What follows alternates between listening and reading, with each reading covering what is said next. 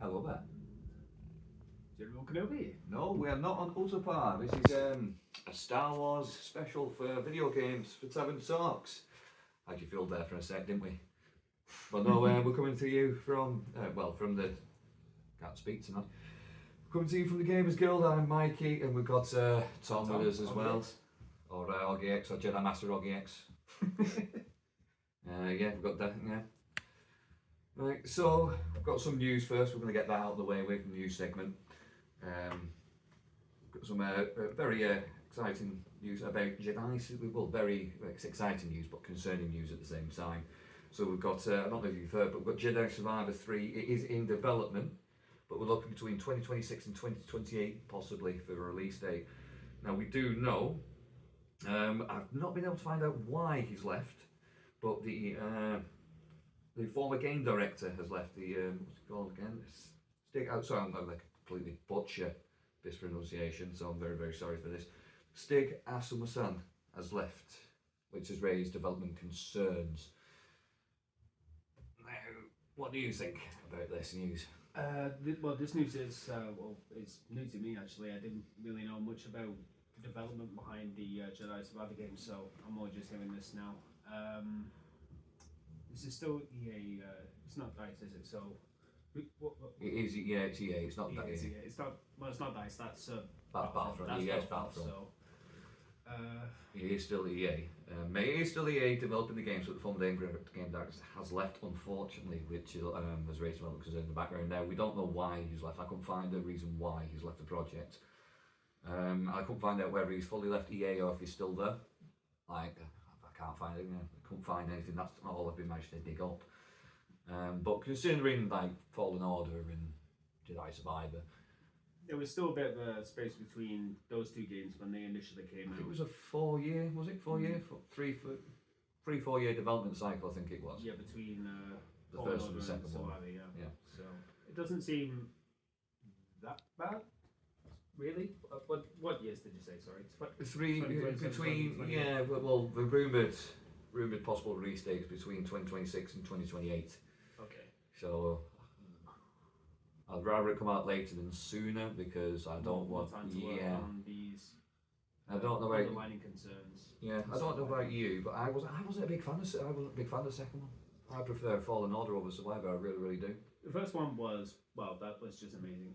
It's like through and through. The story, the narrative, and the direction it took you was great. The second one, I've not quite got through it all. Oh, have you not? Yet. Oh, right, okay. I got about halfway through, but due to issues with an Epic Games account, I lost it. I got locked out of the game, and I just haven't been able to get back to it yet. I think I do have it on PlayStation, so I might give it a rerun and try again. Yeah, well, no, when I say I wasn't a big fan, I enjoyed the story. The story is absolutely amazing, don't get me wrong. But with the second game, I felt like it was trying to be like a sci-fi western.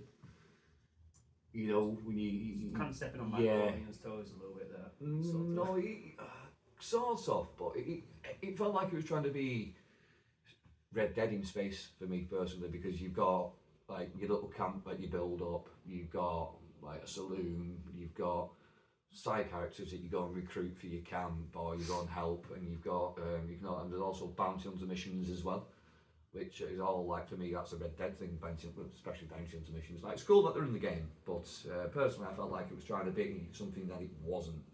For me personally, I preferred Fallen Order because it was go from A to B, a few side things on the side, you find like a hidden path or a secret path or like a shortcut or something. That was pretty cool.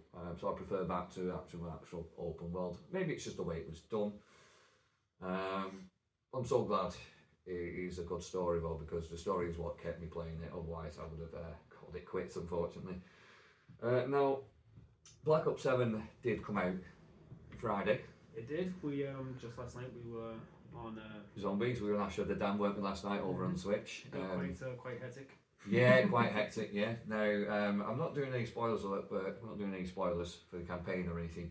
But I played a bit of the campaign today, and I'm not a big fan of the campaign, I must say. And it feels like quite a few people do agree with me on that, because it is off to a shaky start. I mean, it's not hit the sales figures that they thought it would. It's like it sold less than Black Ops 6. which is a bit concerning.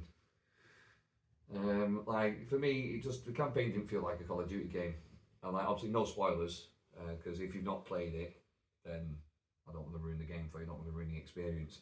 They tried to set something else up with the campaign for this one, or rather what comes after the campaign, because I've not played too much of the story myself. I've only done like the first 2 missions, but enough to know that you play in the open. Well, you play in Avalon, don't you? The big open space. Yeah. So that whole part of the game is supposed to be setting up what comes after, which is supposed to be Endgame, which is a bigger co-op experience, but the campaign's kind of woven in between all of that, rather than it just being linear one mission to another. So I think that's where some people might have a problem with it, because I think Modern Warfare 3 did the same thing, piggybacking off of what Modern Warfare 2 did. But I skipped Modern Warfare 3 because I enjoyed the first one, and then the second one was a bit meh, so I didn't bother with Modern Warfare 3. But going back to bring it round back to Black Ops 7, the Activision has actually stated that they have used AI tools for the development of Black Ops 7, but they claim that all the creative process was still led by obviously humans, organic life forms, or however you want to pronounce it. It would have been behind like more the marketing side of things than really, because they've or just like concept art, because they did this in Black Ops 6 as well, for like some of the stuff that you'd be able to unlock, like loading the screens or like icons, things like that. Yeah, like cosmetic items and things like that. But but playing through the first few missions of the campaign today, it did feel like the AI has wrote the story. That's what it feels like to me, because it doesn't feel like it's so strange and out there. Like you wouldn't think it's a Call of Duty game if you were just watching a video of it. Out of context, it wouldn't feel like you wouldn't think it was a Call of Duty game, like because of some of the stuff that's in there. Now I think I'm on the 4th mission on the co-op campaign, and again co-op campaign, cool idea. My only issue is that it's online only. I mean, yes, you can play it by yourself, but it still has to be online. But so you can't pause it. There's no checkpoints. And if you're idle for too long, you get kicked for inactivity, and so you have to start the entire mission from the beginning. So say, for example, if you don't get yourself something to eat, or you nip to the loo or something, and you're gone you're on for too long, and you'll just kick you for inactivity, and you've got to start the entire mission from the very beginning. And the cutscenes, well, not I wouldn't say cutscenes, but like little mission briefings, they're unskippable as well. That I found. Yeah, it's so it is a bit of a. It's all just treated like a co-op experience. Like even if you're just playing solo, it's not going to be like, oh, there's going to be a checkpoint here for what should be a single player run, because the game thinks it's a co-op one. Yeah. So I was very, very excited to hear about the co-op campaign, because this is the first co-op campaign we've had since Call of Duty World at War, and I played that to death because I think that you could do that split screen and you could do it multiplayer as well. And not counting nightmares from Black Ops 3 then. Yeah, no. I think everyone's forgotten about nightmares, and let's just leave it at that. But yeah, no. Overall, the zombies, Amsterdam, fantastic map. So fun. It just gets a bit repetitive. It really hits it on the head with the aesthetic of the whole map itself. It's brilliant just to go around and explore and just see it. Be so fresh, something so new and very zombies in the dark ether. So but it can get a bit. I mean, it can get a bit repetitive, because like when we were playing last night, we got like, what was it, round 30 something? We got to something like that. We got out at 31. 31, yeah. And then by 31, I was just like, I've had me fill. Like to me, it's just too easy to jump in the truck and drive away. For me personally, like there's no tension compared to the original Transit. There's like no tension. Like waiting for the bus to come, or having to sprint through the fog and knife the little things off your face is like, you're lucky you get left behind by your mate. Yeah, but a lot of the problems that people have with Transit were exactly that. Like the bus being the only safe method of getting from A to B, or the see, personally, I didn't see that as a problem personally, because for me the most fun moment was seeing how long could you survive until the bus does its full loop. That was fun for me. personally. And but honestly, I didn't mind being left behind because I thought it's a challenge because I thought, oh, I'm going to have to wait for my mate to pick me up. So like, I'd like, camp on the roof of the diner and just mow them all down with a pack-a-punch weapon. It was great. It was such good fun. But you don't get that. Well, you can do if you ignore the truck, but it's your main mode of transportation. So it is fun getting around, and I do like you've got his head back. Well, his head. Yeah, more or less. Just he's occupying a different vehicle this time, more or less. That's he's not the one driving, by the way. It's you driving. But he's pretty much bringing the car to life for the most part. So really, old Tessie, the car that you drive around, it's like the fifth member of your crew. Yeah. Sort of. Yeah, pretty much. So. Yeah, it's just fun to hear him talk again because I did miss Ted. In terms of the difficulty for it, though, it can be scaled now because the Easter egg's been done, it's been beaten, so the curse mode has come out. We've also got the what we call the rage inducers. The rampage inducers. They've been there since the beginning of Black Ops 6, I think. No, they were there in Cold War actually. Oh, they were in Cold War. Yeah, that's. I didn't play much Cold War Zombies, so. I just had to remind myself when they came out. Well, yeah, they were in Cold War. I think they came out halfway through the cycle of that game. Yeah. Just to speed up the process of getting off the ground at the start of the match, more or less, to speed things up. Yeah, it makes it more hectic as well. And if you want to leave it on and make it harder for yourself, leave it on. Yeah, so if you want to know, if you want a more chill experience, don't boost it up. Yeah. I do have some exciting news for people. Exciting news coming. What is wrong with me tonight? I cannot speak. I'll start trying again. Some exciting news for you Xbox players and for you Switch 2 players. You will be getting Red Dead Redemption 1 on Switch 2 and the Xbox Series X and S, and that is out on December the 2nd now. It's the full game, and you can also get Undead Nightmares as well. So you've got a better experience in as console player, a better experience in as PlayStation player, because we only got the base game. We didn't even get Undead Nightmares. So you're very, very lucky to be getting Undead Nightmares, because that was an amazing mode. So that's coming out for all you Xbox players and all you Switch 2 players on December the 2nd. So if you were a Red Dead fan back in the day, or if you didn't play Red Dead 1, I'd highly would recommend it, especially if you played Red Dead 2. Red Dead 1 is what sets it all up, and you'll understand the prologue a bit more if you played Red Dead 1 before Red Dead 2.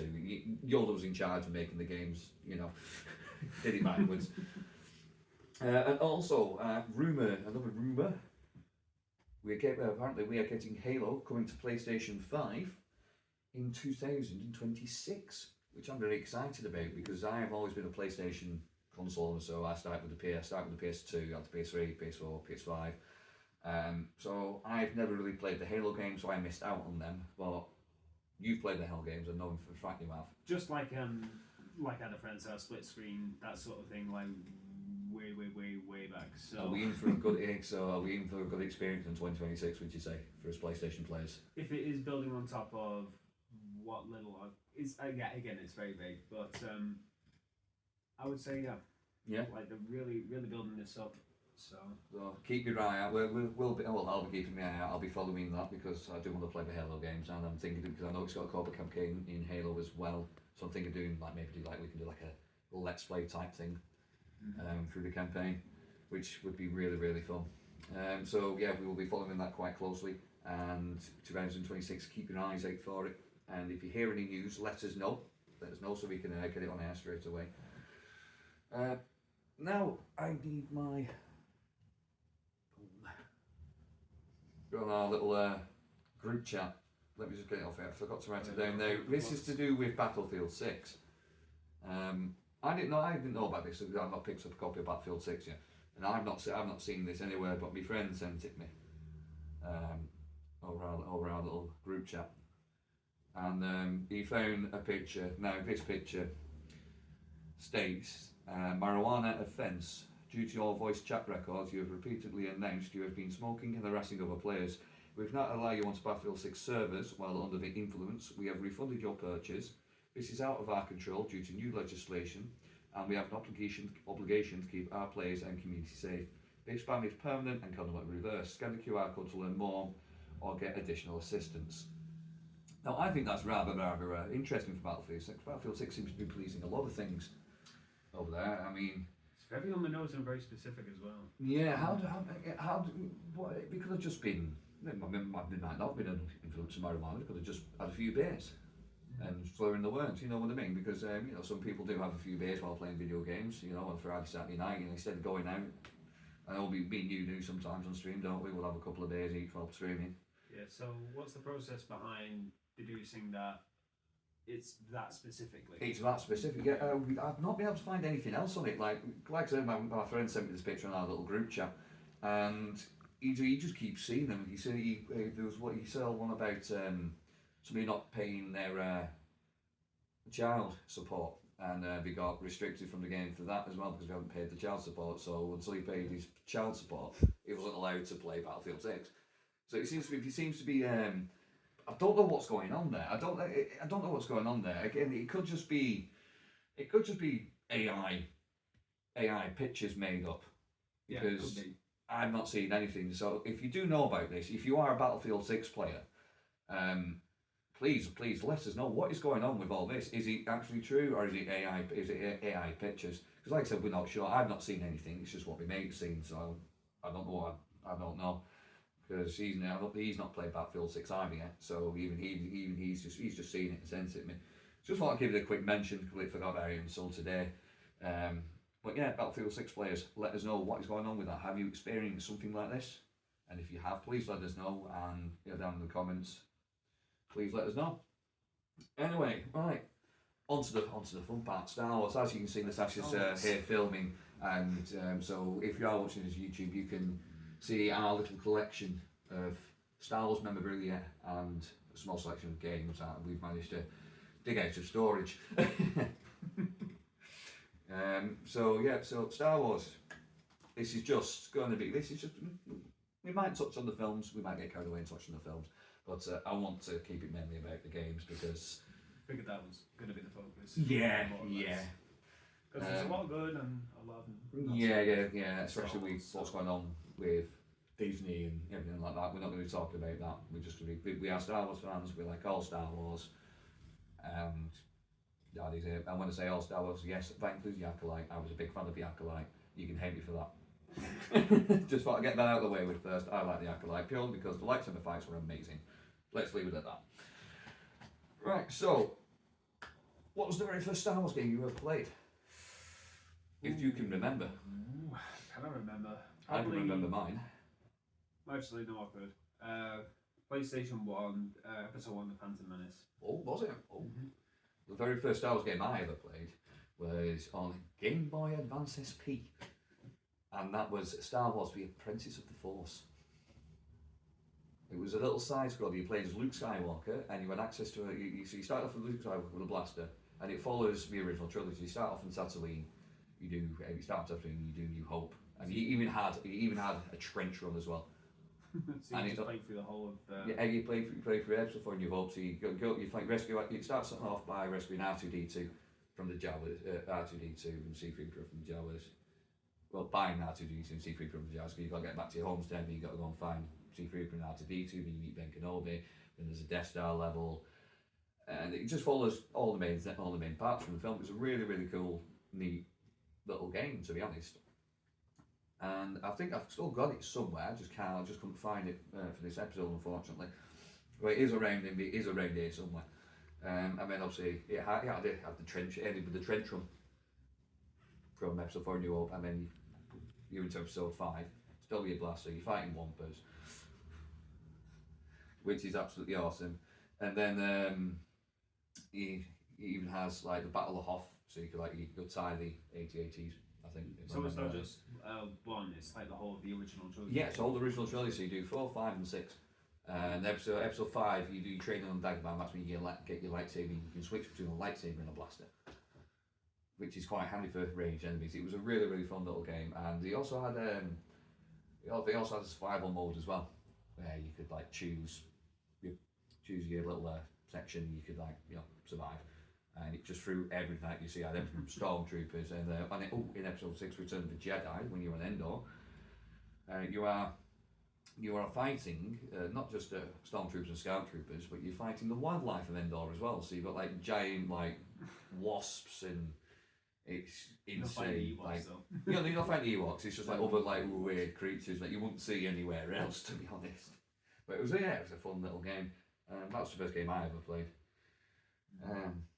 Yeah. Well, no, yeah. So I want to talk about Lego Star Wars because I loved Lego Star Wars as a kid. I mean, I even still have. Which one is my original? It's not that one. I think that is the original one, yeah. No, it's that one. This is my original copy. If you can see, it's still in the case. And I bought it when it first came. Well, I didn't buy it. My mum and dad bought it when it first came out. And I thought I'd lost it, and I ended up buying another copy, and then I found the original copy again. But Lego Star Wars, a video game. What a game!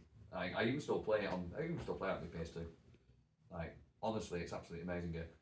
Dexter's now hanging about Dexter's Diner. Like the amount of times you tried to kill. We all let's face it. We all did it on Lego Star Wars, the video game. We all tried to kill the droid, the little waitress droid. We all tried to kill her, didn't we? Well, Lego Star Wars were absolutely amazing. That's what was the other invincible droid that you can never? It was a gonk droid, wasn't it? One that you could never really top low. Was it? No, it wasn't a Gonk droid. Gonk droid was a playable character. Oh. If you It might not have been Lego Star Wars then, but there was a game where you can pop off the bonk droid, gonk droid. Bonk droid. Bonk droid. You be smoking those death sticks there, Tom? No. Well, yeah, no, my experience with Lego Star Wars video game. So I had siblings growing up. So the amount of times I'd drop out because my little brother had wandered off too far. That was frustrating. But I love playing it. I enjoyed playing it. I had a really good experience with it. And then I don't know about you. Did you play? I'm assuming you played it. Yeah, I did play it. It really started to pick up speed when it got to the original trilogy though, because then you can customize your own minifigures and stuff like he did introduce that. Yeah. He also was it Lego Star Wars 2 the original video game? Was it Complete Saga that introduced multiplayer? Was it Complete Saga? It was Complete Saga, wasn't it? As in online. As in online, yeah. I think it was, yeah. Yeah. Thought it was. I can't remember if the Clone Wars had it, but well. But I know that one did. Like Star Wars Clone Wars, that was a weird one for me because I played it and I quite enjoyed, little battle simulations, but not as a main level. We could have just done that as a side thing and just kept the traditional. I guess we were trying to do something different, but the amount of times I failed a level because I didn't have enough studs to buy what I needed to destroy a droid tank. It was just come on. You just stud farming just so you can progress through the game more or less. Yeah.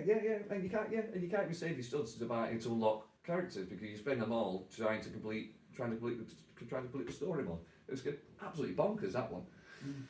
When you got to the Skywalker saga, when you're buying ships, like you're buying the Death Star, or buying the castle ships, yeah. Yeah. There's just no end to the stud farming on Lego Star Wars games whatsoever. Well, but they're absolutely amazing though. I mean, Skywalker Saga, it's a shame this is going to be the last, it's going to be the last, not the last Lego game, but I think it's going to be the last Lego game that TT make. Because, we could make another one I suppose, but we did say we weren't making any more after that one, didn't we?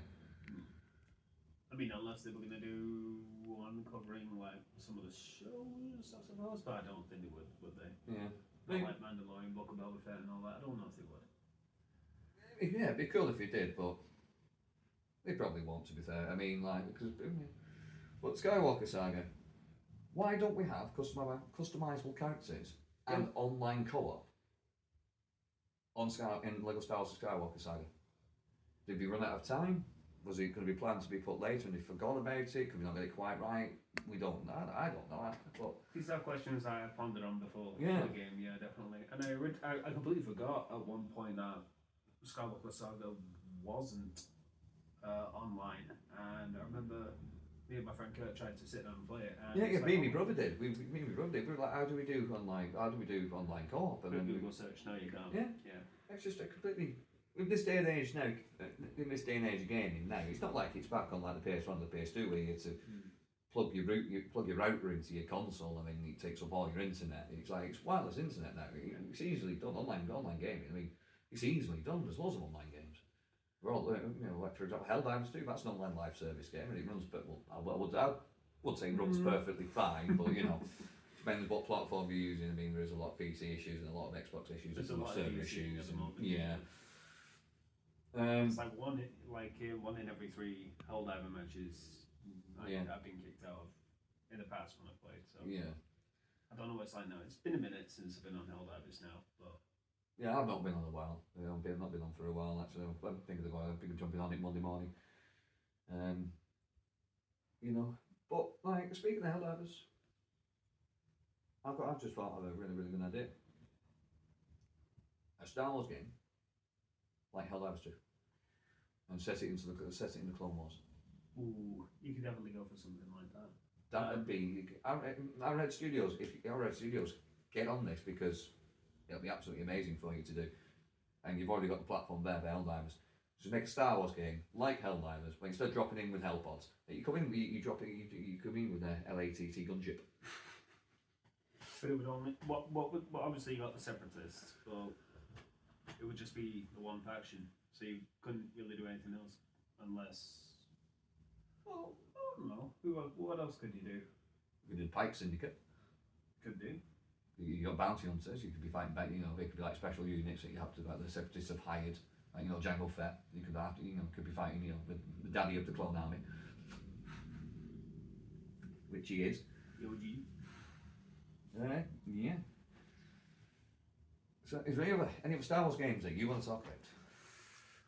Ooh. So I feel like I'm Ones that doing all I the feel talking like again. deserve recognition.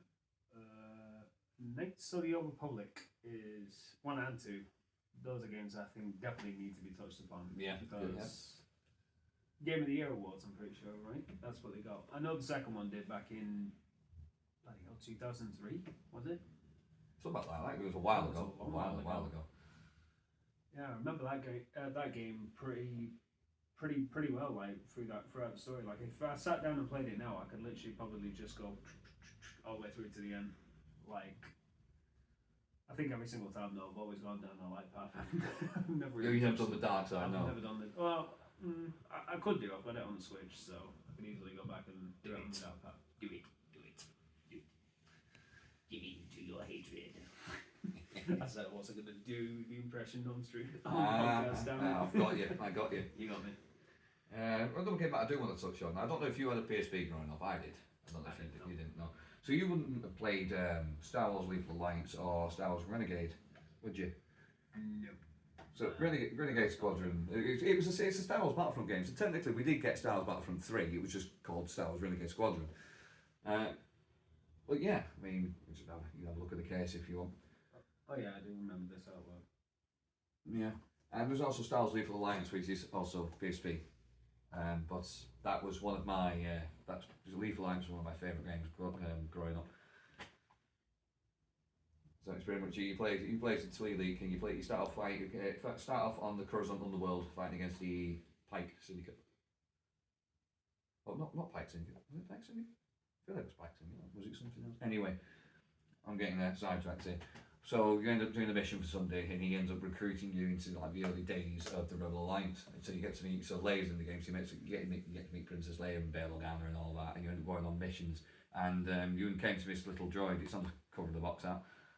So yeah, like it can shock enemies for you. You can use it to do like parkour, so you can like hang on to it and go over like a platform like that. Your legs are swinging about and. There's some sections where you were just flying through a planet, just holding onto your droid, just to escape the Empire. So you had to like dodge incoming vehicles and cars and things like that. It was absolutely amazing. It was pretty good for a PSP game. I'm not gonna lie. Now Renegade Squadron. That's pretty much like I say, Star Wars Battlefront Renegade Squadron. So yeah, technically Star Wars Battlefront, but just a smaller scale. But you had hero ships in this one, so you could be doing a space battle, and you could play Slave 1 or the Millennium Falcon or Bridge 5, Well, it's around the time of the original Battlefront 2. Yes, it was. Yeah, it is based on the original trilogy, very very heavily based on the Galactic Civil War, to the point where instead of Obi-Wan Kenobi, you get Ben Kenobi. So you could so you can do mission, you can have Ben Kenobi fighting the Empire. So it just follows.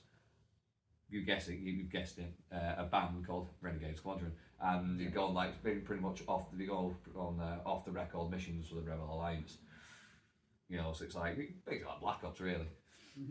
Off the record, so it's not sanctioned. It's funny because then when you look at EA's Battlefront 2, it's pretty much the complete opposite, where you're playing as Inferno Squad for the Imperial, for the Empire. So before you switch sides.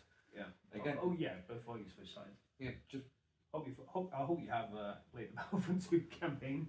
If you've not done by now, where have you been? Battlefront 2 campaign. It was alright. DLC was a bit meh. The multiplayer experience is where it's at personally for me. I mean, we could have added more heroes and villains to the game, but obviously we were doing Battlefield 2042 at the time. So we moved everyone. So we moved everyone over to that project, and Battlefront 2 just got straight up abandoned.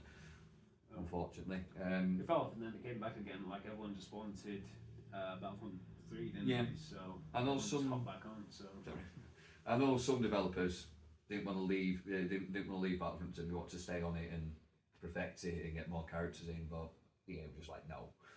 Well, it wasn't EA, was it? It was DICE. Yeah. DICE went, no. We're doing this now, and just leave that. So it's unfortunate, but we do want Battlefront 3. So any game studio, just please give us a Battlefront 3. I know Battlefront 3 has been rejected twice. Not rejected twice. So for the first time we tried to make it, the studio went bankrupt. We filed for bankruptcy, but we do have a somewhat version of it on PC, and it's modded. Somebody has modded it to somewhat complete using the in-game assets. So it's not fully completed, but you can go and do the story, and you can play some of the online maps and do some of the online battles on there as well. I think I've seen some of the stuff for it, but you can tell it's definitely using assets from. Because it wasn't fully finished because it was I can't remember which studio it was, but they went bankrupt, filed for bankruptcy, and someone bought them out and cancelled the project or whatever, and then Battlefront 3 was pitched to. It was pitched to Disney, I think it was, and they just didn't want to spend that money making a AAA game.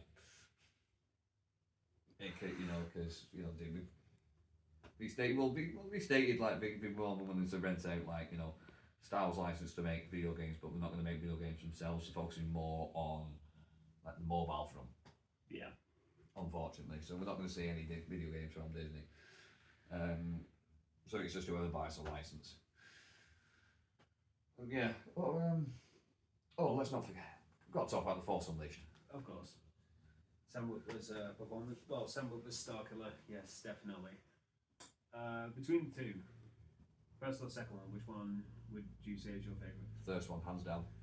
I felt the second one felt rushed. It did a little bit. It felt incomplete. It felt like the story was going at a steady pace in the beginning of the second one, but it got very rushed to, we've got to get back to Camino and stuff like that. How do you do it? Let's just literally crash the ship into the planet and stuff like that. But the first one was so very well done, and it felt like a force power fantasy, especially when you rip that Star Destroyer out of the sky. There's nothing like it came before. Yes. And this is why Starkiller isn't officially canon, because it's he just KO the entire universe. He pretty much would. I mean, you can rip a Star Destroyer out of the sky. I mean, well, you know what I mean. It's how can you compete with that? But and he pretty much bested Darth Vader as well. But obviously Darth Vader didn't die because obviously episode 4 New Hope. So depending on the ending that you chose. Depending on the ending that you chose, yeah, true. But I reckon Starkiller could have Starkiller could have beaten Palpatine. I really think he could have.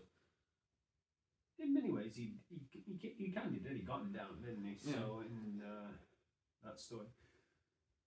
Yeah, just force cross. And he's done. Ultimately, what actually killed him in the end of the spoiler. But again, if you haven't played it by now, then where have you been? But yeah, would you say it was actually Palpatine that did kill him, or what was that? Because they were interlocked at the end. Yeah, I know in the second one, another clone of him comes out of nowhere and kills him. Well, in one of the endings, the dark side ending for that, yeah. He doesn't know the dark side ending on the first one, but we'll get to that because that leads to some very good DLCs that follow along from that, like What Ifs, and they're yes, really good. that What If DLC was amazing. But yeah, it's funny because knowing what we know now from the shows and everything, it's like you can see why they couldn't fit that into the canon anymore, because it's essentially like, oh, he's been the centerpiece surrounding the rebellion, really, that brought everyone together to build it. Yeah, I think it was actually George Lucas himself who said like Star Killer can't be canon because he's too powerful. And that's the creator of Star Wars saying this, so it's just like, wow. Yet we had the ones of Mortis. Yeah. Yeah. Rumour speculates Abeloth as well for season 2 of Ahsoka and all that. Yeah, that's exciting.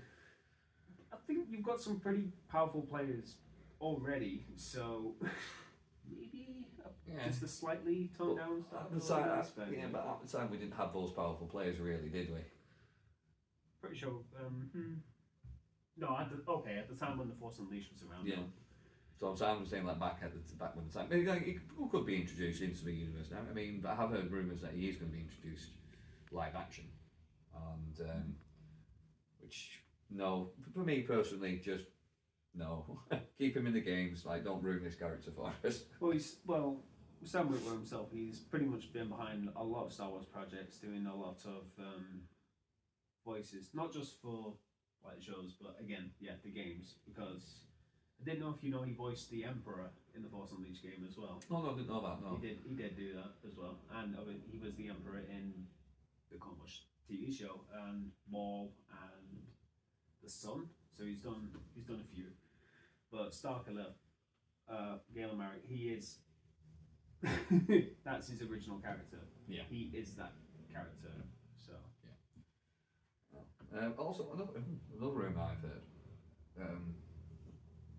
I don't know, it's not a rumour, but it's like basically I forget his name. The actor who plays Cal Kestis in the Survivor Games. Oh, what's he called? I can't remember his name now. But he really wants to do Cal Kestis live action. I think I saw something like a post saying another actor really wanted to play him, and reading down the comments on it, it's like, no, just get the original. Yeah, because he looks like him. Now, if it's done well, yes. If it's not done well, then keep him in the games. Like with Force Unleashed, because Jedi Survivor, if you compare Jedi Survivor and Force Unleashed, they're not all that different, really. One's just more of a power fantasy, where the other one's more like a whole, he's like the underdog, just trying to get by in a world corrupted by Empire, evil, really. Yeah. He's literally on the run from the Empire in the first one. The second one, it does show a little bit more like the criminal underworld and stuff like that, because first mission on Coruscant and stuff like that, you see like what the Empire's oppression is doing to everybody, and then later on you get like Boba Fett and some of the other bounty hunters show up and things like that. Yeah. So moving on.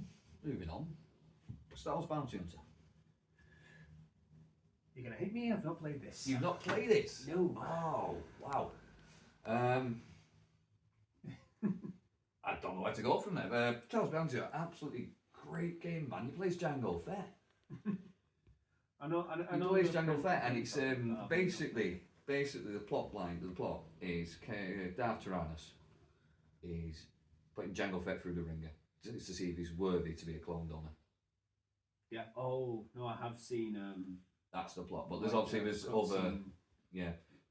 bounty hunters he's hired to do this as well. But obviously we all know Jango Fett won because he's Jango Fett. Yeah. You know. So this is like the prologue. Well, the in between episode 1 and episode 2, yeah. Okay, so the gap filler between 1 and 2. Yeah. So it's like it's just So what's Jango? Yeah, so Jango Fett wins and becomes Clone Donor. That's but basically it's how Jango Fett became the donor for the clone troop. But it's great. You didn't just have to do like normal missions because you have this like little scanner on your helmet and bring it down. You can scan people and it tells you if you've got the bounty. It tells you if you've got a bounty on the red or not. And now it's either, and all the bounties are wanted dead or alive. Now if you capture them alive, you shoot them with your rope and you get more credits that way. Or you can just straight up kill them. You just murder everyone. You don't even need to. There's no luck. There's nothing to stop you from killing innocent civilians as well. I mean, you can run around like killing like protocol droids and astromech droids and Ugnaughts are in the game as well. In the underworld of Coruscant, back there where that's what keeps Coruscant running. Ugnaughts. So we're not just on Bespin. But yeah, no, you can get bounties on all. You can get a bounty on a protocol droid. You can get a bounty on an astromech droid. You can get a bounty on an Ugnaught. Like, yeah, it's absolutely insane the amount of types of races and creatures and droids that can have bounties on them. But it's such a fun game. I mean, I remember playing it. But the only issue for me was the jetpack. It didn't last that long. I think it lasted like until like 20 seconds or something before you went back down. So the platforming sections were quite difficult to traverse. So it did take me quite a while to complete it. But such a good game. They don't Such want a to make good it too game. easy for you. I mean, Django's supposed to be a character with all the tools. I mean, it is on PlayStation now because we did. There's a.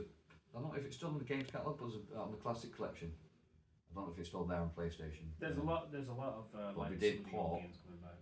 We did part to the Classic Collection, but we did bring out a remastered version as well that you have to pay for. So just see if it's on there. If you've not played Bounty Hunter, highly recommend going and checking it out. If it's on, if you've got a PlayStation or if you've got an Xbox, it might be on Game Pass. I'm not sure. I don't own an Xbox. But great game. Go check it out. Highly recommend it, especially if you've not played it. And I know Tom. I know what you're going to be doing tonight. Star Wars Bounty Hunter. Or the Old Republic, one or the other. Yeah. MMO. Yeah. Alright, moving on now. So we'll come back round to Star Wars, but we do have some upcoming games coming out in December for you. So just about break it up a bit. So we've got Marvel Cosmic Invasion, that's coming out on December the 1st. And that's coming to the PlayStations, the Xboxes, PC and Switch. For all you Warhammer fans, Warhammer 40,000 Rogue Trader is coming to Nintendo Switch on Nintendo Switch 2 on December the 11th. And you've also got Metroid Prime coming out on December the 4th. And you've got like 2 more games coming out on December the 4th as well. So there's 3 games December the 4th. You've got Metroid Prime on the Switch. You've got Football Manager again on the Switch 2. A lot of Switch games coming out on that day. Oh. I mean, you've also got Elden Ring. You will be getting You'll be getting some DLC called Night Rain. That's coming to PC, PlayStation, Xbox, and that's December the 4th as well. I can think of a few people that we haven't got back on. Go check them out. Go look at the trailers. See if you particularly fancy. I'm quite looking forward to Marvel Cosmic Invasion. That does look quite fun. Bringing it back to Star Wars, and we're going to end it with a bit more Star Wars and, of course, Mikey's Mind, which Tom absolutely loves. Because you always hit me with something I just don't know how to answer. Yeah, that's the point. Yeah. Questions. Yeah. So I'll get the Star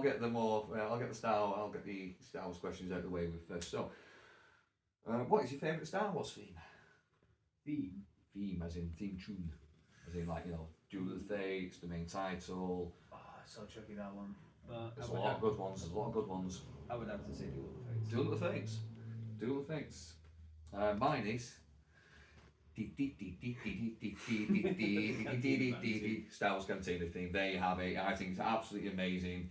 It annoys everyone at work, and it's absolutely. I've got. That was your ringtone. No. My ringtone is a different sci-fi franchise. I'm not going to mention on this episode because I'm planning on doing an episode on this Star Trek. I'm a Star Trek fan as well, not just Star Wars. Sorry everyone, but I do love Star Trek as well. I said I wasn't going to mention it, but I do love Star Trek as well. So the Star Trek is my ringtone. It's the original. Execute Order 66. I mean, you could have that as a notification for your text. You know. Yeah, and yeah, so Star Wars Cantina, man, I think it's a great tune. It's just, for me, it's just so fun, so uplifting, and I love annoying everybody who work with it when I put it on. I think I asked someone to put it on work. Somebody to play music in work the other night as we were cleaning down. I asked him to put it on for me, and he played a minute of it before he was like, right, that's enough now. It's annoying the hell out of me. I'm just like, my job here is done. Yeah, so going to touch on the films for a minute here. Okay. No, nothing bad. Not just light and fun. I want you to so which is your favourite episode from out the original, out the prequel, and out the sequel? One from each. One from each. Favourite episode out of each one. Okay. Prequels, Revenge of the Sith. I know that's probably. Yeah, a lot of people will say Revenge of the Sith. Well, it's pretty much, it brings things full circle. That's pretty much why I would say that. In the original, I'm gonna have to say Empire Strikes Back. Good.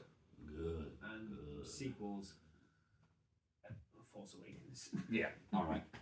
My favourites. Here we go. My favourites are. Well, I'm gonna start off with the original because that's the order I started off watching them. So my favourite original is, of course, Empire Strikes Back. You find out that Vader is Luke's father, and you're like, what? It's just a mind-blowing moment.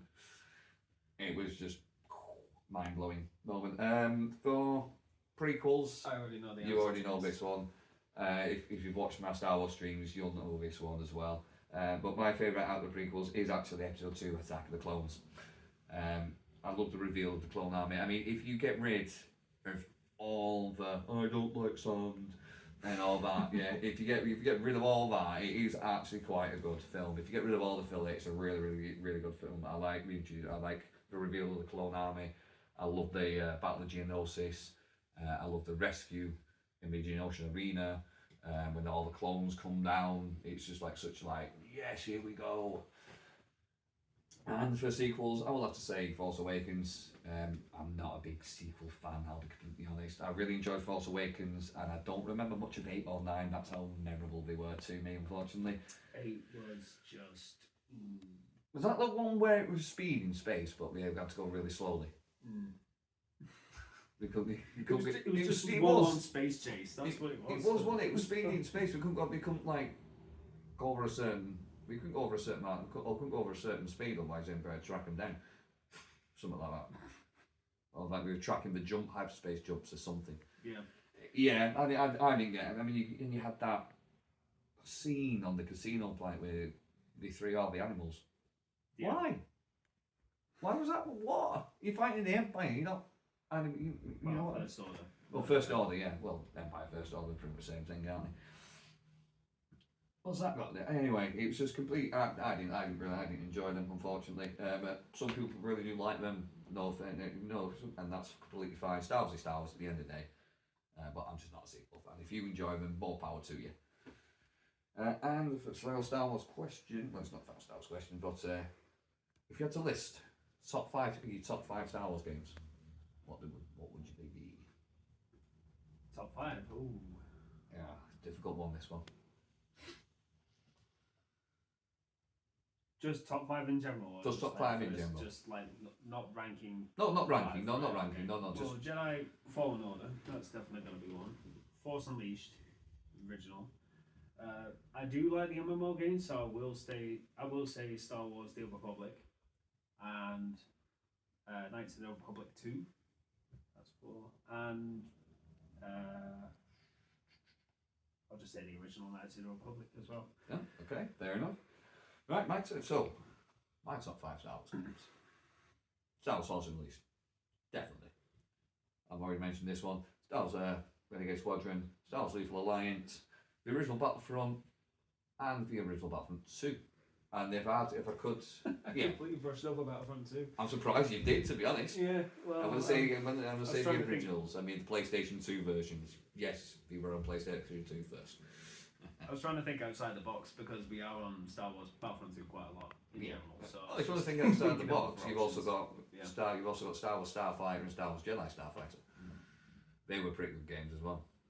I did have Squadrons as well, playing that in the VR properly. You can tell that game was it was like a first person. Yeah, you're in a starfighter, but the way that game was put together, it was made to be played in the VR. Yeah. So it was fun that though. If you had like a joystick setup, you had the headset on and you're inside the X-wing. Not the the X-wing, very limited. X-wing, but TIE fighter, yeah, X-wing. Y-wing. Yeah. Lot of Whatever craft you choose, really. Right. Over to that was just some Star Wars fun. Just finish the Star Wars thing. But over to Mikey's mind now. Are you ready, Tom? Okay. Remember, the force is with you, pal. The force is with you. Don't you worry. So, if you could live in any video game universe, which would it be and why? Ooh. I feel like this is a really interesting one. It is because I wasn't sure if you were going to limit this to Star Wars, but no, any video game. Any video game, yeah. See, a lot of them I'm thinking of, a lot of the games in the worlds that you're playing, they're not exactly safe. But if you were looking like ones just to explore or just to... Any video game. If you could live in any video game universe, which video game would it be? I think it'd be kind of interesting to be in Night City for like Cyberpunk 2077 and stuff like that. Okay. To see that world fleshed out with your own eyes, just how everything is. It is a pretty like corrupt city to be fair, but and you get to experience the glitches firsthand. Oh yeah, not that version of it. Not that version of it. The fixed version. Yeah. No clipping through the floor or stop T-posing. Yeah. Right, another question there. So, if you could pick any, this is going to be another Star Wars question, but if you could pick any Star Wars era to live in, any era, what Star Wars era would you live in? Like Old Republic, High Republic, New Republic, Galactic Civil War era, Clone War era. Which one would be the safest to live in now? Which one would be the safest to live in? No, well, none of them were really, because they were always still at war. But I think the High Republic would have been the better one, because there would have been next to no conflict at the time, because yeah, I suppose this is before the Phantom Menace, right? And way back when the Old Republic, it was the Republic versus the Empire, Jedi and Sith everywhere. But because you know you've got memories. You've got the Jedi and Sith War, haven't you? And then you've got the Mandalore War. Oh yeah, there was the Jedi Civil War. Then was the Mandalorian Wars. Mandalorian War, Jedi Civil War. Yeah, I forgot about that one. Then you had the Sith Civil War. Mm-hmm. Yeah, and then there was the whole thing on Malachor 5 and everything like that as well in KOTOR 1 and 2. Yeah. So you're saying High Republic? High Republic. High Republic. Okay. That's when everyone was kind of in the prime, really. So yeah, true. Right, okay, so you're gonna hate me for this question. Go on. Jar Jar Binks or Rey?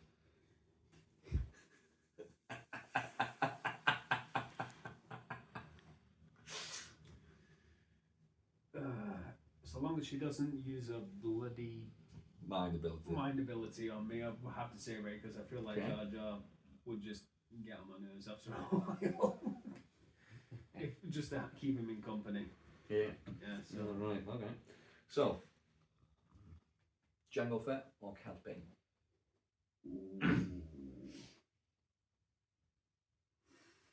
Cad Bane. Cad Bane, yeah. Right. I thought you'd go Jango personally.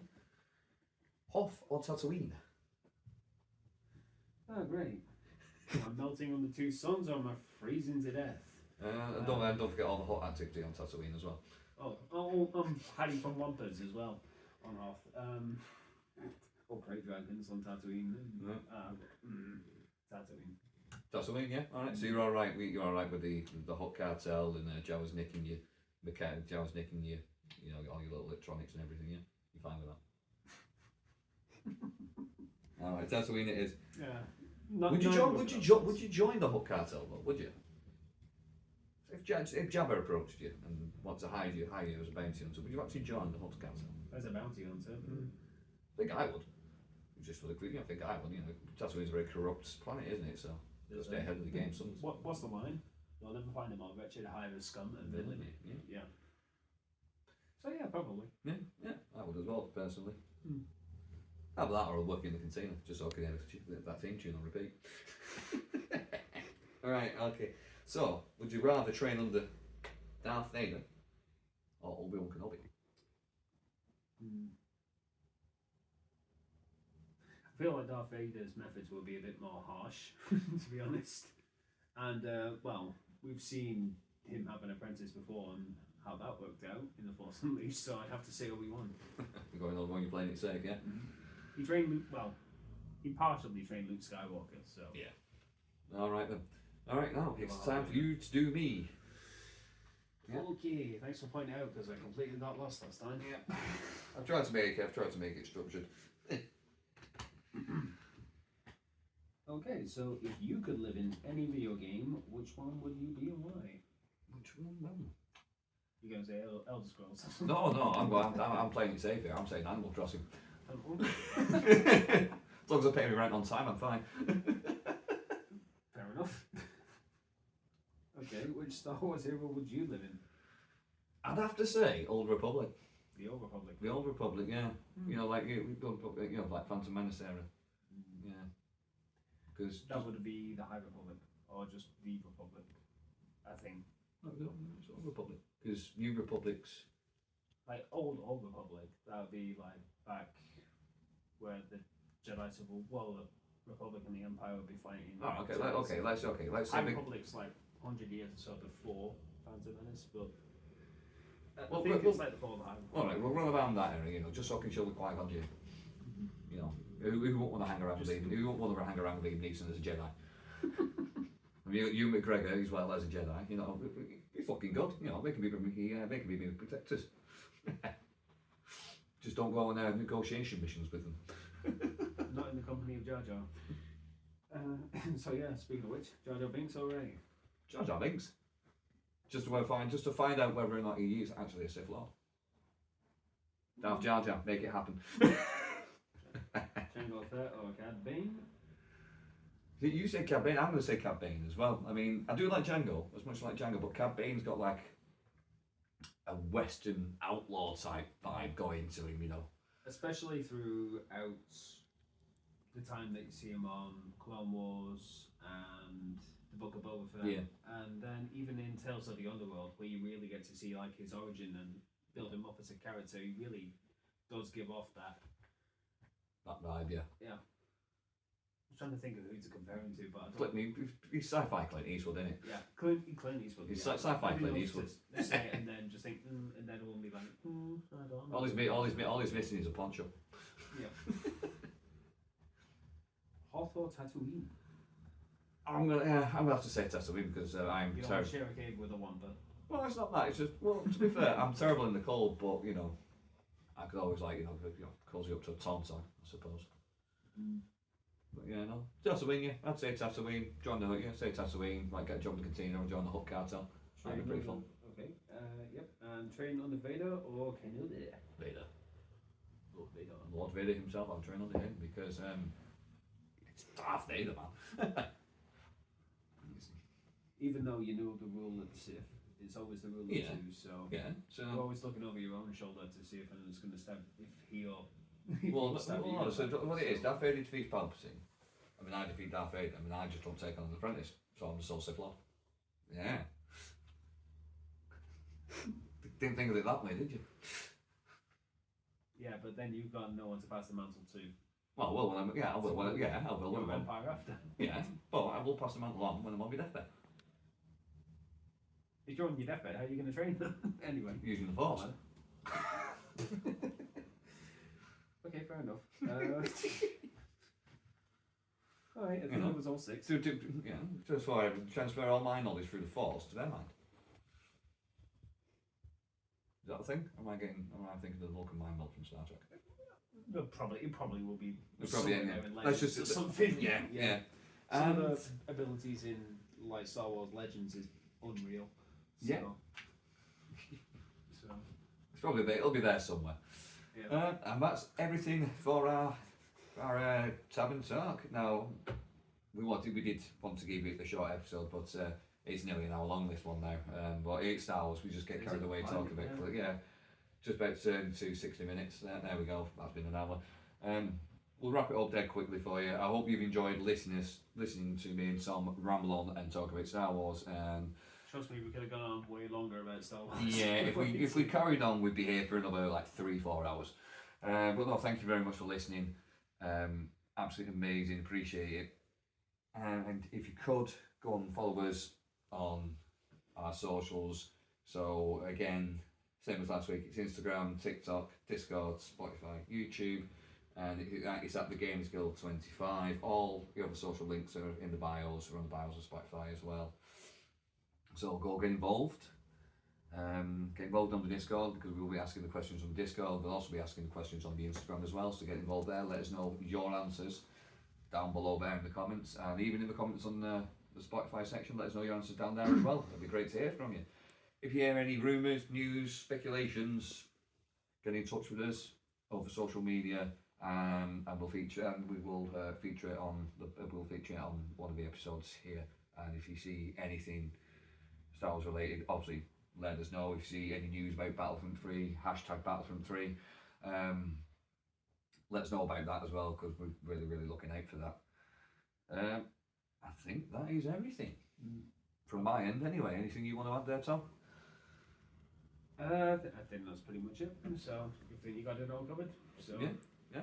All right, no worries. Well, if you do want to come and watch me and Tom stream, we stream. We'll try and stream every Friday. If not, it's a Saturday.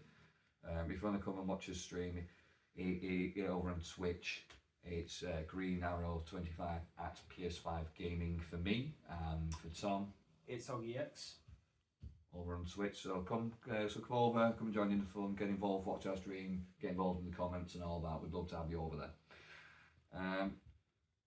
Once again, thank you very much. Honestly, absolute legends for listening, and we shall see you on the next one. And may the force be with you. And you don't want to sell me any death sticks.